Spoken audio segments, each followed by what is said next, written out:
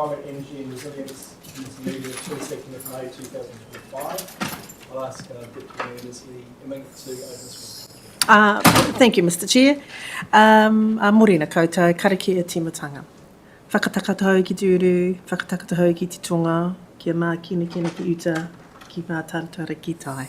He hi ake ane te atakura, he tio, he hoka, he hauhu, TA Māori ora. Thank you. So just a reminder that Council and Standing Committee meetings are live streamed on the Council's website and YouTube channel. Public gallery attendees presence implies your consent to be broadcast, and further information about live streaming protocols to be found on the Council's website.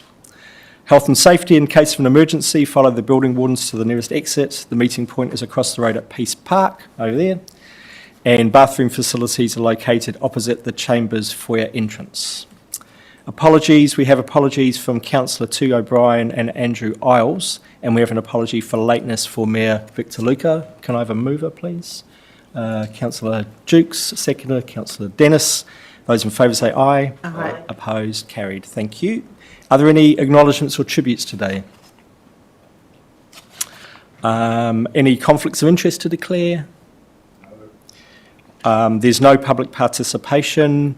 I will note that Councillor Ngāpera Rangiaho and Tony Boynton are on the Zoom with us today. So the confirmation of minutes, I'd like to take the public excluded and the public minutes together if there's no corrections to the public excluded minutes. You? Happy to move. Okay, move Councillor James, second Deputy Mayor Emink. Those in favour say aye. Aye. Opposed? Carried. Thank you. So now we move to, oh hang on, that's not correct. We move to the reports. Adoption of the Eastern Bay of Plenty Spatial Plan, referring to page 9 to 253 of the public agenda. And we've got Nicholas Woodley and, sorry. Let's go Ben Patch. Ben Patch, thank you. And I think we've got Brian Patchett on the Zoom as well. So, Nicholas, we're in your hands. Thank you. Thank you, Mr. Chair, councillors. And it's great having Ben Patch here. So Ben's the project manager of the spatial plan, and so has been heavily involved for a number of years. And really, we are approaching sort of the culmination of this project, or this phase of the project. It's been about 3 or more years since we started working on this with the other councils in the Eastern Bay, government and iwi. And I guess just right at the outset, I really want to emphasise it's not just a map with dots on it or lodges on it. It's really been a process about working collaboratively with the other councils, with iwi, with government agencies to coordinate growth and development in the Eastern Bay of Plenty. And it's the first time we've come together at this scale and done this type of work with them. So it has been, it's been a journey, to quote a phrase, but we are approaching the end really, where we are looking at by the end of June having the councils, and it's the full councils, adopting the spatial plan. So that's what we're working towards now, and similar reports are going up to other councils in June. When we started the project, it really came about because all 3 councils were experiencing growth challenges and challenges about how to unlock further growth and development, and really recognised that we needed to come together and to work with others to try and coordinate this at a sub-regional scale. Within Whakatane, we had experienced very high growth throughout the 2010s, really unprecedented from in the previous 20 years, and were essentially filling up, and we were looking at, well, how do we manage growth in the future? Where do we grow? And this was around the time we were starting looking at Plan Change 8 and the Julian's Plan Change and the shed and that, which was really the last greenfields area that was identified in the district plan.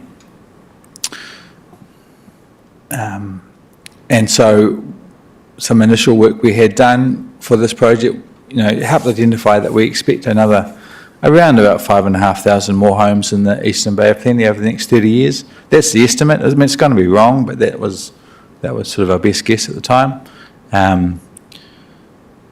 And within the Whakatane district, it was about 3,500 homes was what we were expecting and planning for. Just by way of comparison, I said earlier that we had that period where we didn't grow much in the 90s, 2000s. During that time, we built over 2,000 homes in Whakatane district. So 3,500 over 30 years, it's not sort of unprecedented. I guess the challenge is that a lot of the areas that have grown Ohopi Whakatane coastlands, they're getting pretty full, and so it's going, okay, well, where do we go next? And because of our topography in Whakatane, where that growth pressure has mostly been, it is challenging about where you go next. You can't just keep expanding out. It's just, there's too flood prone, there's too many other risks around natural hazards. So we are sort of at a bit of a point where we need to think about a bit of a step change about how we could accommodate more growth. So that's just a bit of context about how we ended up here today. So through this project, yes, I've said we have engaged and worked collaboratively with iwi and central government. It's really important to have them at the table, and it's been a real benefit to the project. We've also done community engagement, particularly late last year. There was a big round of community engagement followed with submissions, and there was a hearing with the project governance group, which is a group made up of representatives from those different organisations we were working with. And I guess as a result of that, the spatial plan preferred outcome has changed a little bit, mostly just around timing. So what we are proposing now in the spatial plan is we've still got similar growth areas, so Awakiri, Matata, Whenua Māori, Western Coastlands, and some infill in Whakatane, particularly around the King Street, Kopi area within town, but it's a bit more elevated. So those areas are still the primary growth areas where we expect most of the 3,500 homes to go. But what we're really looking at is just a slight shift in the timing, where we actually think bringing Awakiri forward as short-term, medium-term growth area, and then continuing conversations with landowners around Matata and that Whenua Māori west of coastlands. It's a bit to unlock there, just some different challenges, but it's really about continuing to engage and continuing to work with them. And that's where we are really essentially looking at transitioning within the Whakatane district to the local growth strategy, where we'll start to drill down into the work directly with people at a district level rather than a sub-regional level where we don't need everyone involved. It's purely focusing on those areas. And the other councils will be doing the same. Opotiki with Hukutaya, for example, will be looking at doing that work on unlocking that. And in fact, they're already pretty advanced down the plan change route to enable that and their infrastructure planning. So next steps and where we're going is to go into that local growth strategy. Immediate growth areas, Whakatane infill, continue to grow there. There is it's enabled in the district plan. There might be other challenges we think about around how we encourage that type of density, and that will be part of the local growth strategy, but also looking at Awakiri as an imminent growth area and how we can unlock that, working with landowners and the community infrastructure providers, but also thinking about structure planning, so actually starting to do some of that planning that would inform a future district plan, future long-term plan. So it's really starting to dive into some of that detail, bearing in mind the spatial plan, by design is a high-level strategic document. sort of going to the next step, really. So that's really where we've got to. That's the journey we've been on. And as I said earlier, it's going to the other councils as well, a similar report, to seek that the spatial plan be adopted in June, and it would go to our full council. We've been reporting through the EER committee. That's where the delegation for development of plan sits, but with adoptions and with full council. In terms of the recommendations, we do have one proposed amendment to recommendation 4, and it really stems from discussions with some of the other councils around the governance and just where we go, and there was a degree of discomfort around what was proposed, and so we do have a proposed amendment, which I'll just read out now. So for recommendation 4, the committee note that following the local government elections in 2025, the Eastern Bay councils will need to consider project governance for any future reviews of the Eastern Bay Spatial Plan and sub-regional economic development strategy. So it's, essentially once we get to after October 25, and we'll pass it forward to you, Susan, to type it all out. So that's a proposed amendment to the recommendations. Otherwise, I will hand it back to the Chair for any discussion. Thank you. Are there any questions or for the report, about the report? Deputy Mayor. Thank you, Mr. Chair. Thank you, Nick and Ben. It was a really interesting read. Thank you very much. And I know some of us have been putting the squeeze on about what's it all going to look like and how can we accelerate it to get it to this point. But I was really happy with the read and the level of consultation and everything that's gone through it. My question actually is about unlocking Māori land for development. And I know in a variety of places on the full draft, this short draft, it mentions it. But I know that there has been an issue of Māori freehold land that's not multiply owned, but it's just owned by Māori, and because of the HPL, it's very difficult for them to actually want to do something with it. So with the RMA changes coming, is that going to enable some of that development? Yeah, great question, and I'll start by answering a slightly different question. All 3 growth areas that are greenfields, Awakere, Whenua Māori Western Coastlands, Matata, either are entirely or have large components that are Māori freehold land. So that's integral to all those areas in terms of growth, is working with those landowners to enable their aspirations. Regarding land that isn't, that might be general title but may have changed in the past, former Māori freehold land, and the HPL, there's a bit of uncertainty out there, and under the proposed changes, so first of all, there's 3 land use classes that are included in the NPS HPL, so 1, 2 and 3, with 1s and 2s being the more elite soils. The class 3 soils are going to be removed from the NPS HPL, so that will affect some of that land you talked about.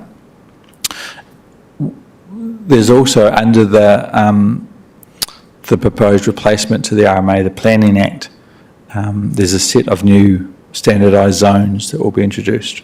And one of those zones is Māori Purpose Zone. Now, I'm not quite sure whether that can be applied to former Māori freehold land or not. We haven't seen any detail on that. But the intention of that zone is to have a really enabling zone for Māori-owned land to do all sorts of things, but we haven't seen any details around that. So the short answer is maybe. I sort of give you the slightly longer answer. I hope that clarifies things, and as much as we can, we are working through uncertainty. Okay. Supplementary, Mr. Chair. And with the new tiny home regulations that have come out, that might assist that situation as well, isn't it?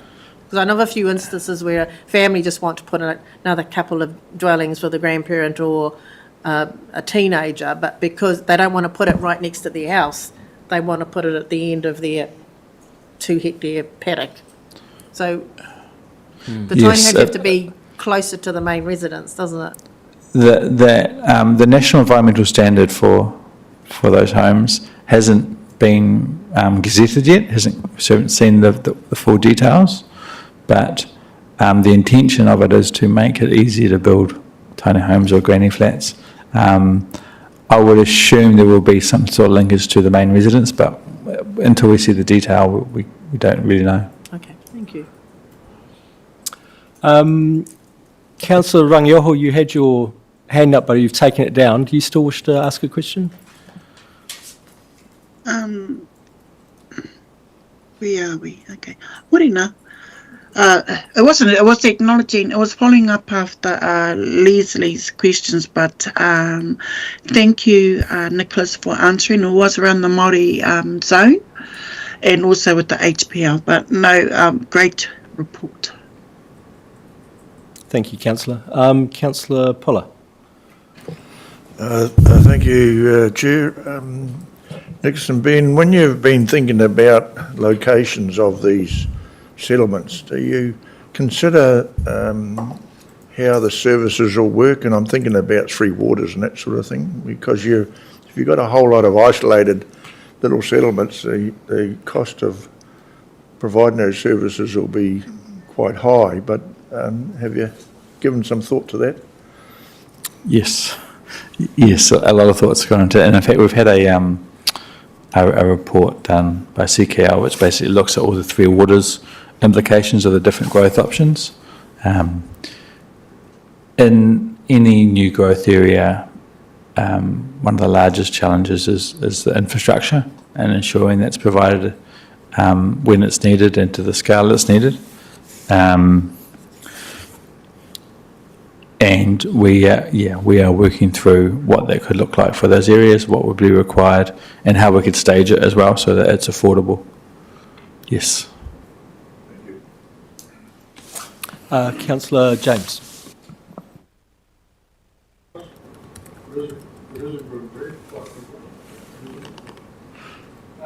Page 49, you've got this current and mismatch between jobs available in Eastern Bay and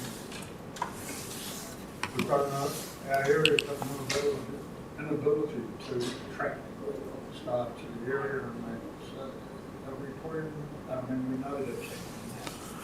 We're losing businesses. Is there any thought in sort of providing more facilities and that for families and that, or is that just a long-term? Yeah, there's a couple of elements to that. One of the primary challenges is a lack of suitable housing, and so unlocking these areas, getting them underway will help with that. And in doing so, we will be doing things like the structure planning, local growth strategy, looking at not just building houses, but actually building those communities. So the full range of services are available, so that they are actually places people want to live in. We don't want to just have a whole lot of houses and nothing else. They actually need to be thriving communities. So that would be parks and sports? All sorts, yeah. And looking at what's required at what level, so we wouldn't want to build grandiose parks where there aren't people, but if it's really trying to match the need, I guess.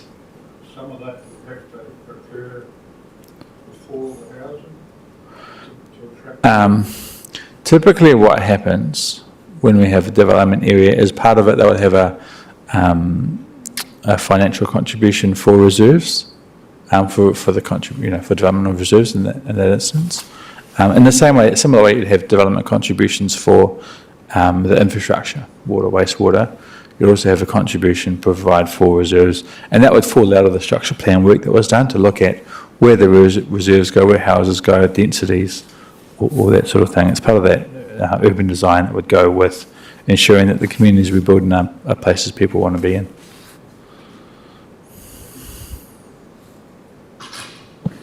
Yeah, thank you. I'm just trying to wing it a wee bit because I left my book that had my lots of questions at home.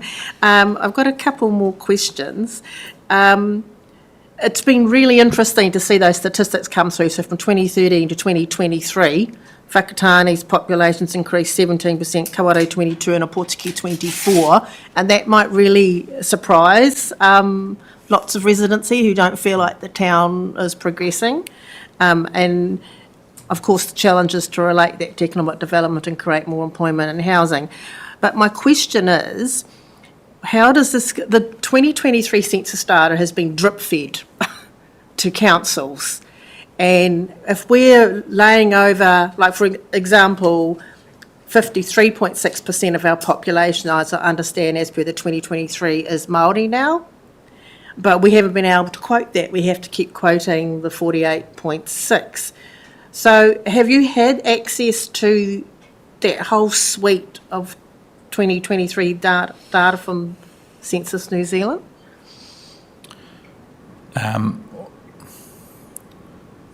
The short answer is no. But I guess really, with the spatial plan, you know, we're looking over 30 years. Yeah. It's a long time frame, and that's why I say whatever number we put in is going to be wrong, right? And it highlights the importance of just monitoring things over time, monitoring population growth over time. I don't think it's any coincidence that the growth in Whakatane coincided with large growth nationally. You know, our population growth was around the 2% rate, which is huge. You know, if we grow 2% for 10 years, that's another 1 million people in the country. So it's big growth. And so I think the growth that we had reflected that, what was happening at a national level. So...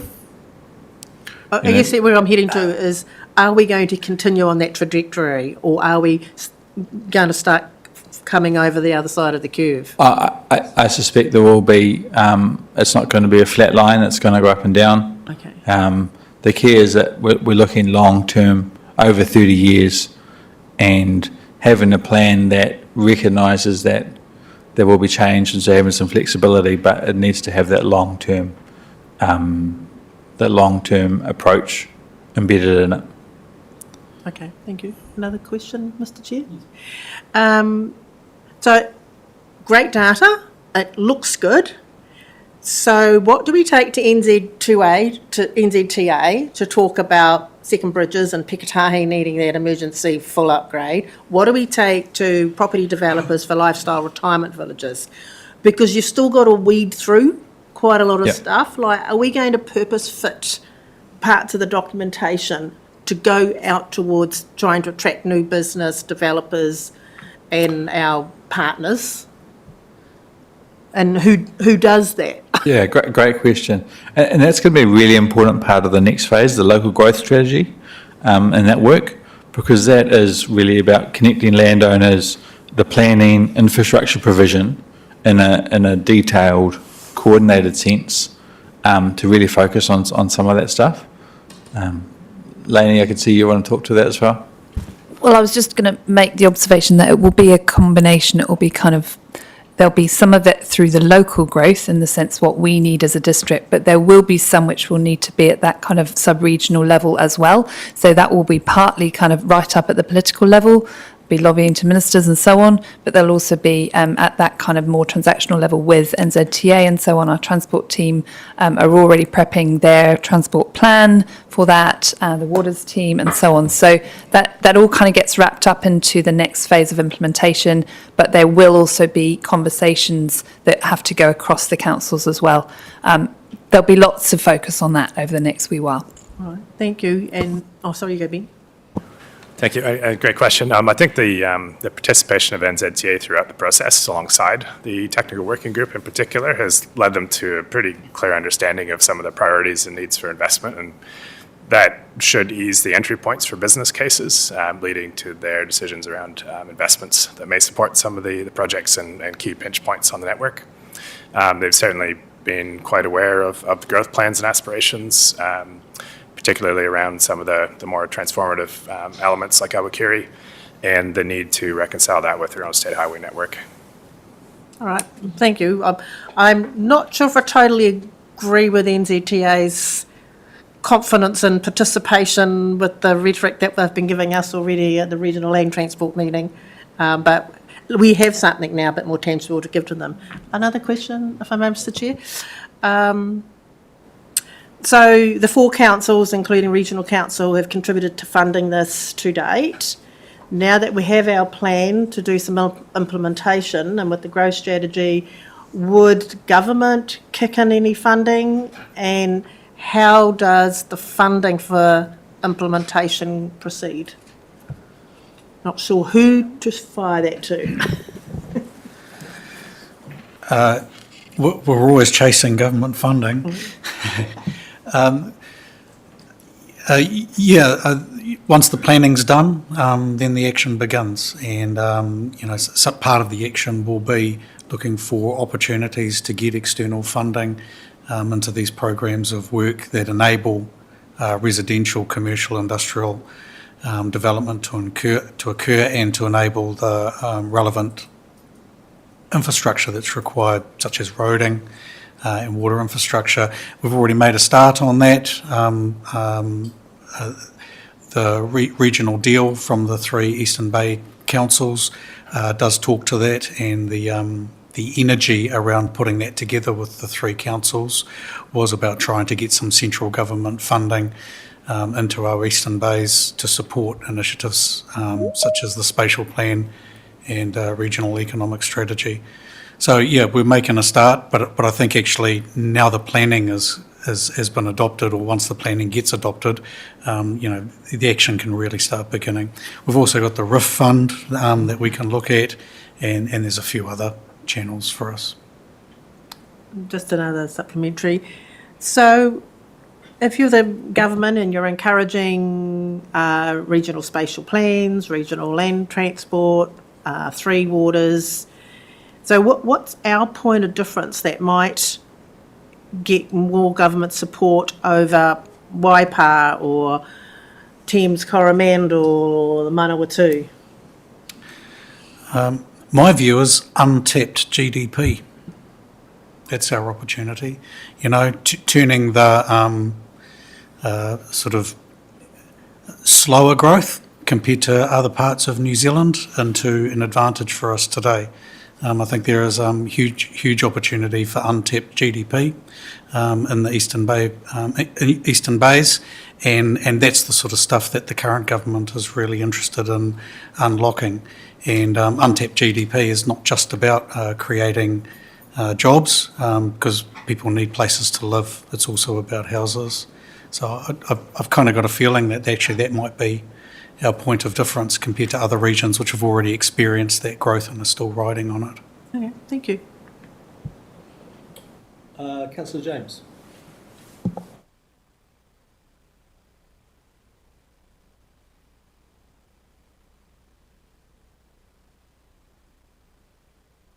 Sorry. Leland.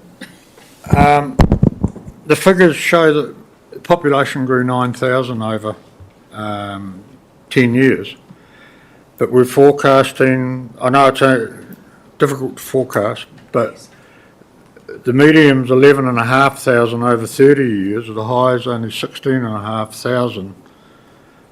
Are we being a little bit light there with, considering we've got the Kawerau hub is going to progress probably quite rapidly.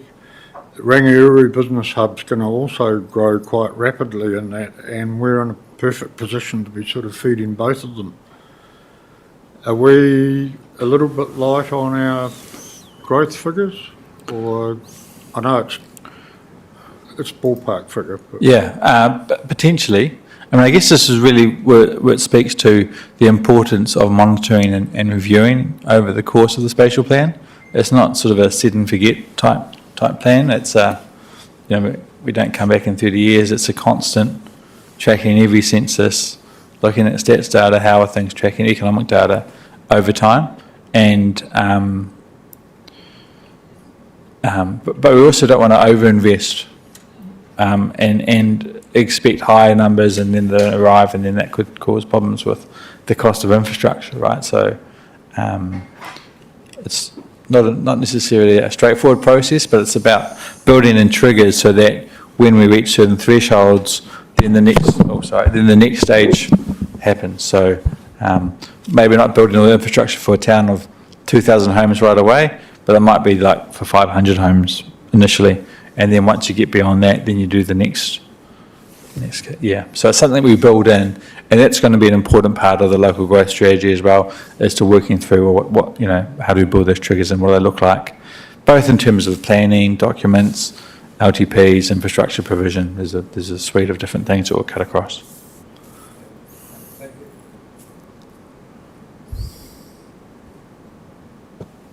A couple of questions from myself. The first one is, the report does talk a little bit around kind of density, and you've talked about if we're going to see housing expansion in Kopiopio, for example, that relies on density. We've struggled to get that over some time now, despite having quite permissive rules in that area. How do we encourage more density in town, and also thinking about if there's development out in Awakiri? I think it talks about a kind of fairly mixed range of housing options. How do we encourage more density in new development areas as well? Another good question. Within new density areas, and I'll take Awakiri as an example because I think it's a good example in this case. It's on the highly productive land, the areas we were looking at. But through the National Policy Statement for Highly Productive Land, there is a pathway through to enable development. And one of the first steps is actually having a spatial plan in place, or a similar sort of document. But it's also about having what's called a well-functioning urban environment. And that's something that comes out of the National Policy Statement for Urban Development. And it speaks to things like density, as well as transport linkages, and provision of other services. So the policy framework that we will do the structure plan under essentially pushes us into an environment where we're having that higher density. But it also means council isn't delivering housing, right? So it's working with landowners and developers to come up with those plans. And this is why going back to the local growth strategy, this is why this project is so important in terms of having those direct conversations and trying to work that out. In the case of Whakatane, where we're looking at some of those higher density areas, and we already have those higher density zones in the plan, and you're right, we haven't seen widespread rollout of that. It's probably because of market factors rather than any plan limitations or infrastructure. So it's working with the type of developers who do that type of development to look at, well, why isn't it going in? Are there other things that we can look at? Maybe non-planning factors, are there ways of encouraging that type of development somehow? And we have had those discussions already just internally about what type of measures there might be. And that will be something that we continue to explore, and I expect you'll hear more about that in the future. Okay. I mean, I guess, if we're looking at building on highly productive land, it's even more important that we have some density to make the most efficient use of that land that we That's can. right, yeah.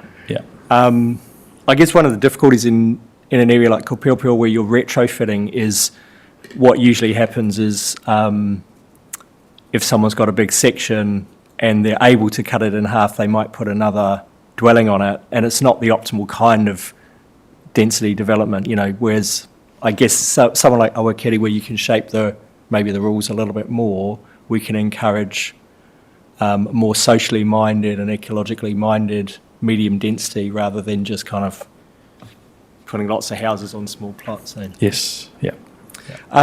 Thank you. My other question was around placemaking, which is kind of the next step, right, is moving it all down a level. How does that roll out and over what time frame? or, you know, kind of, yeah, when I say placemaking, I mean, yeah, really working on the locality. Yeah. Yes, yep. So that's something that we would really delve into through the structure planning process, and that would include things like urban design and what those outcomes are we're seeking to achieve there. And we're looking at essentially getting that underway concurrently with the local growth strategy. We don't see a need to wait until that's done before, you know, it just seems an inefficient way of doing it. If we can do it concurrently, we know that's the short to medium term growth area, then let's get underway and start that structure planning alongside the local growth strategy. So internally we're working very closely across the various teams within council to try and coordinate that. So, so over what time frame might that happen? So it'd be sort of over the next year or so. Right, okay, yeah. Okay. Yeah. Thank you. Actually, coming back to your earlier thing about working with developers, because it seems to me that dealing with both kind of placemaking and with the question around density, it's not just a question of market demand in that developers, it seems to me, are responding to how they get the most value from the land that they have. That may not always be what the market's looking for, but it may be what the top end of the market is looking for. And I know we've done some work around housing needs in our districts and found there's quite a mismatch between what developers are providing and what people are looking for. But what people are looking for aren't necessarily the most profitable forms of development. So I'm guessing we've started to have discussion with developers. How are they responding to these kind of conversations? We haven't got to that level of detail, but we haven't had developers in the room talking through what it could look like. Okay. We have had some discussions with some landowners who are keen to do things. All right. Okay. So I guess I use developers in the broad sense of people who want to develop their land. But those are further conversations we need to have, and thinking about what those aspirations are, thinking about housing needs assessment, recognising that household sizes are expected to get smaller over time, and will get smaller over time. They are getting smaller, and so, you know, what type of housing do we need? Yeah, it's a really important part of this process. Was it a supplementary? No, I had a different question, but I think Steve wanted to say something. No, it's okay. Okay. I've got one last question, then I'll come to you. Sorry, you said you had a couple of questions. Yeah. I didn't realise you had three. I could wait. Couple was a rough, yeah. My last one was for Steve, actually. I was just interested in when you talked about the advantage that we have as GDP, and I was interested in your thoughts about where that comes from. I just thought of it on the spot. Okay. It's not fact or science based, but actually I think that there is. But you're a clever guy. You've exploring. got some thoughts. It's something you've probably been thinking about. Well, I've been thinking about it for quite some time, actually. When I first came here in that GM role, I sort of thought, actually, here is an area where there is untapped development potential. If the community wants to develop, and that's part of our growth strategy or growth engagement work, then we have very, very powerful tool in a district plan, because district plans are about ensuring a community gets the growth that it wants, and perhaps it's about using the district plan in different ways in order to get some of those balanced outcomes from development. However, I've always sort of, since coming here, sort of thought that actually, there is some untapped growth potential in this place. Something I have been thinking about. Okay. But it sounded good. I mean, we should develop that conversation sometime. Yeah. Councillor Jukes. Thank you. Sorry for interrupting your flow. No. So I'm just looking at page 18 where it talks about the climate change and natural hazard risks. And it's saying that we've still got to undertake comprehensive natural risk natural hazard risk assessments for at-risk locations, etc. I guess my question is, and I appreciate it is hard to answer because you haven't done that work yet, but is the plan, is there much risk of what we've got with our outcomes here sort of being derailed by the results of some of this comprehensive natural hazard risk assessments, like say something came out for Awakiri and it was, you know, not deemed a suitable area for growth? Like I said, appreciate it's hard without knowing it, but it's just quite a high risk for us. Yeah, it is a tricky one. So we've used the information we've got available on hazards to develop constraints maps, and that's informed those development areas. And it's really, what that's saying is actually it's under the detailed assessments. We don't expect there's anything that would mean those sites aren't suitable for development. Based on what we've got, they look like the best sites. Yeah. It's really doing the detail to look at, okay, within the hazards that do exist, how do we best plan for those future communities? So, for example, looking at stormwater systems that mean that we're not going to have flooding and, you know, at an unacceptable level, whatever that level is. It's doing the detail to inform the development of the plan, ensuring there's enough room or enough space in blue-green corridors, so that we're not building houses where they shouldn't, within a larger area. But so it's having those corridors that, I guess, We're relatively confident that there'll be nothing significant. there's no fatal spring flaws. out of any further comprehensive There's plan. nothing that we've seen that indicates there's a fatal flaw. It's more a matter of design and incorporating that into the design. Cool. Thank you. And just like to say, if I may, that it's wonderful to have this document here. It's been in the pipeline ever since I've been on council, which is almost 12 years. So it's great to see it. So thanks to everyone involved. Councillor Dennis. Thank you.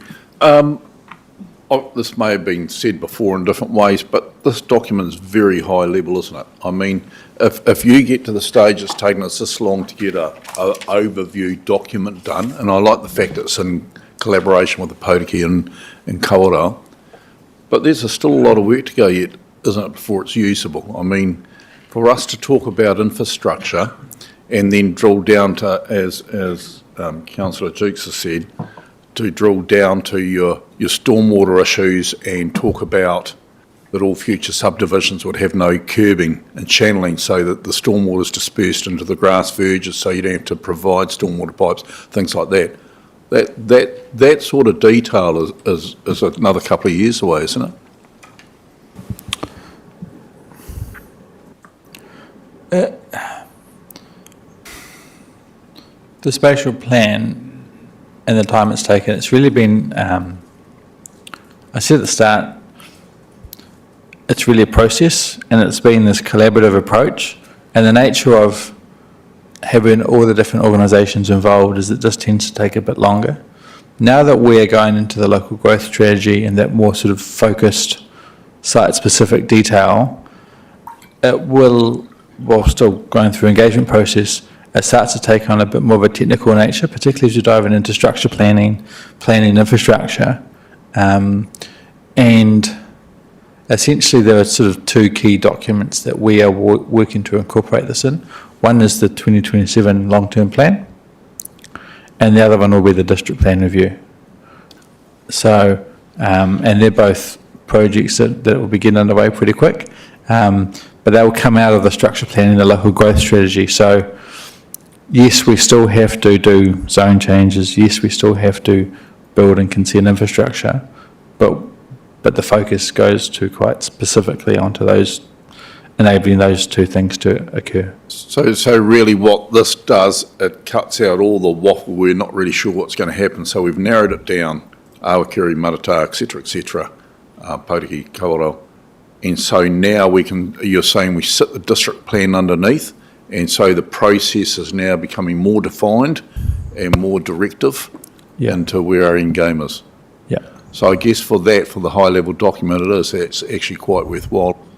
say, this is where we're focusing in future, because we've done all the level studies of heights and all that sort of stuff, of soil and all that sort of stuff. So, is that correct? A lot of that detail will sit in the structure plans, the local growth strategy, yeah.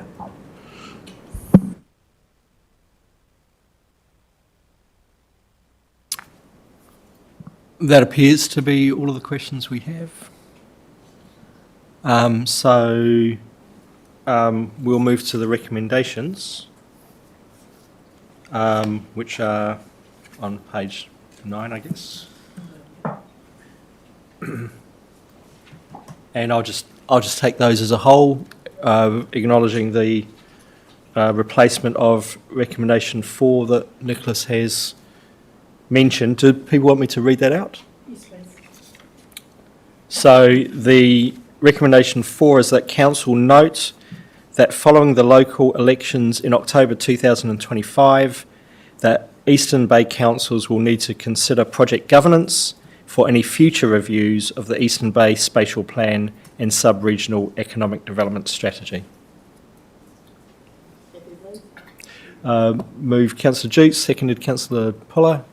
Those in favour say aye. Aye. Opposed? Carried. Thank you, everyone. And thanks, Ben, Brian, Nicholas, and everyone who's been involved, and all our partners as well who've been working on this. It's been a huge piece of work and really, really important. Yeah, thank you very much.